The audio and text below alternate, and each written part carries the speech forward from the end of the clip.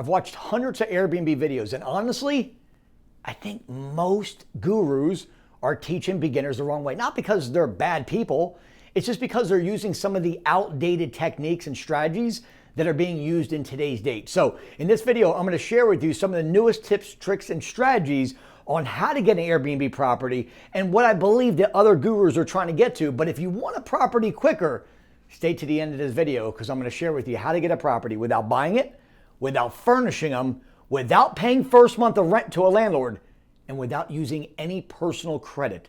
And you can do the business completely remote. I'm not making this video to cut on anybody or trashing any other guru. I've been doing this for a decade. We have over 3,000 students currently right now. And I just want to make sure you guys understand that what I'm going to show you is what I've been optimizing for 10 years to have thousands of students that are doing really well and how you could do the same. So maybe you're watching right now and you work a 9-to-5 job, you're a W-2 employee.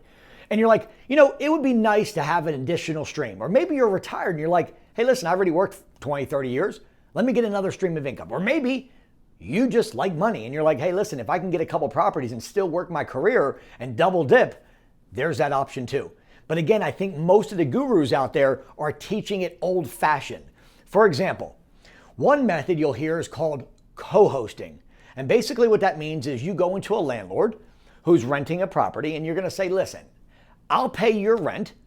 And what I'll do is I'll manage the property, bring in an Airbnb guest, and anything over the rent payment that you're looking for, we'll split the profit.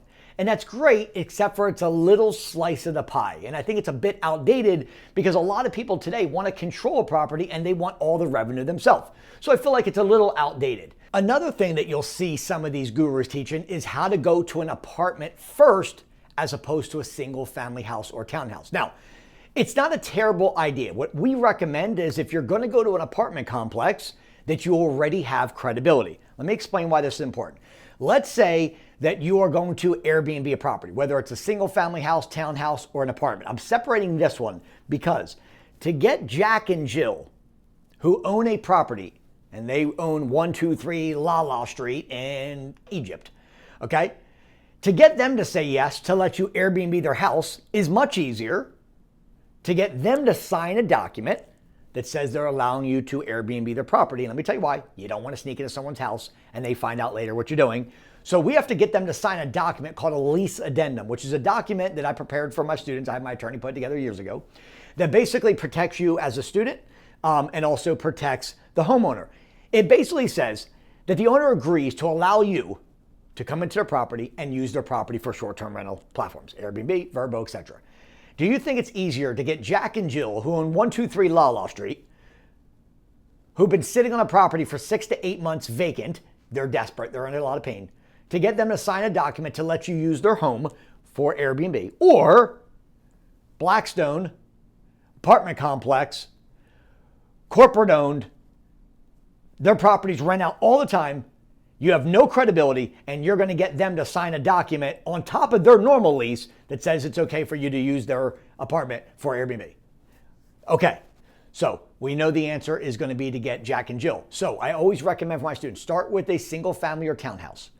Get a couple properties this way. It's much easier.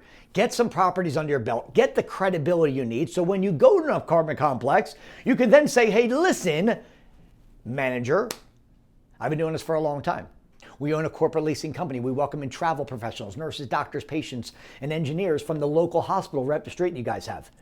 We'd love to give them a beautiful apartment like this that's fully furnished, get them into there so they don't have to stay in a hotel. Now you have credibility behind the conversation. But if you're just going to go pitch them and you've never done it before, it's a lot easier to get a house than an apartment to start with. Then there's the gurus that say, listen, you need $25,000 to $35,000 to start. And while they are correct at some level, I believe it's an outdated old version. For example, go rent a property.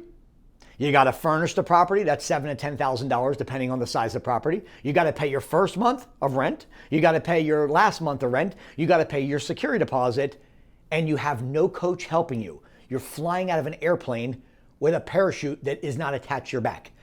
It is a deadly situation and very old school. And to be honest, it's not needed. So what these gurus are teaching is, hey, look, you got to have $30,000 to get in. And then you got to pay for my program on top of it, which is another $10,000 for you to be coached. So you're 35, 40,000 out the door before you even made a single penny from Airbnb. So the newer version is, why don't we do this? Why don't we get the properties fully furnished for you? Why don't we get you a free month of rent going into a property? Why don't I teach you how to do this without any personal credit? And why don't I coach you included in that, and you're still less than 3K? You see the difference?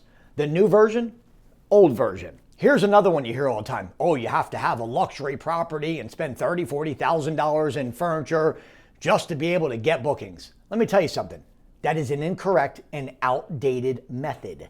We have properties that you wouldn't put your dog in that do unbelievable revenue.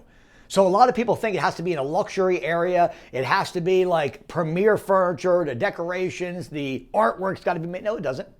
Okay? I can get a 1-bedroom, 1-bath, less than 2 miles from a major hospital and get travel professionals coming in to pay anywhere between $150 and $200 per night with a 90% plus occupancy right here in Jacksonville, Florida. And these properties will do anywhere between $1,500 to $2,500 in net profit per unit. So while you're out there trying to figure out how to go spend $50,000 on furnishing and decorating with all the great artwork and all this money you're putting into the property, I'm showing my students how to get moving, how to get in, how to start getting properties that are fully furnished, 1 bedroom, maybe 2 bedrooms, targeting travel professionals like nurses, doctors, and patients. And the location is everything, not the furniture. Meaning, yes, it's important to have good furniture, not IKEA furniture. But the fact is, you don't have to go spend $50,000 on furnishing. You can get basic furniture from West Elm Outlet. You can go to Amazon. You can go to even Facebook Marketplace and get decent stuff. Or, if you're a student of mine, you don't have to furnish at all. So I teach my students how to do this without furnishing the property. We get the landlord to furnish the property as part of the deal. Or I'll show you how to target fully furnished properties already. Then you get the gurus to say, oh, you have to have picture perfect credit. Now, if you don't have a 750 credit, there's no way that you can even get into Airbnb. I mean, how could you rent a property from a landlord with no credit? Guys, I did a video earlier where I called 8 landlord calls. You guys will see it. Look in my videos. I called 8 landlords. 4 of them didn't answer. 3 of them told me no. But the last one said, you know what? You don't need any credit. You can use your LLC as credit. I was able to get a landlord to say yes. We've been doing this for years without any personal credit. So the whole myth of why these gurus are teaching you have to have great credit and you got to have a lot of money and you got to fully furnish the properties and you got, that is incorrect. And that's why I wanted to do this video, to make sure that everybody understands that to get into Airbnb, it doesn't require some things that a lot of the gurus are saying. I'm putting a stop to it. I've been waking up America for almost a decade, showing you how to get properties without buying them or furnishing or even paying your first month of rent. And the way you're able to do it without paying first month of rent is that we jump on a call with you and the landlord and close the properties for you. We use my credibility negotiation skills, get on a 3-way call. We'll close the property for you as a student. And I get the landlord to give me 3 to 6 weeks of free rent on your behalf.